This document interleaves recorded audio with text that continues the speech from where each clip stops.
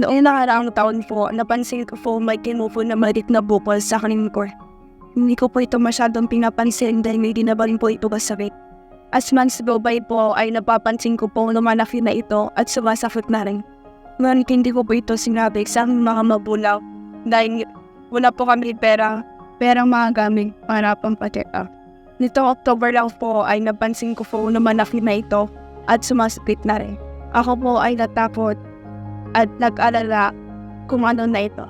Hindi na rin po ako nakakapag-focus sa aking pag-aaral dahil po sa aking pag-aalala at sa sakit na dito. Kami po ay lumapit sa Johnson, Japan upang hindi po ng tulong upang magpa-check up po. Ayon po sa aking doktor, ito po ay benign cyst at kailangan po itong matanggal para hindi na lumakita. Ako ay kinabahan at naiyak dahil first day ko pong naoperahan.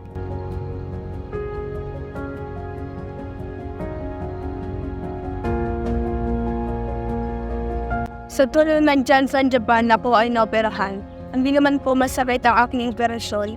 Sa ngayon po ay okay na ang pakiramdam at nakapag-focus na rin sa aking pag-aaral. Ako at ang aking pamilya ay lubos na nagpapasalamat sa Johnson, Japan at sa mga sponsor na walang sawang sumuporta sa mga batang kagaya. Maraming salamat.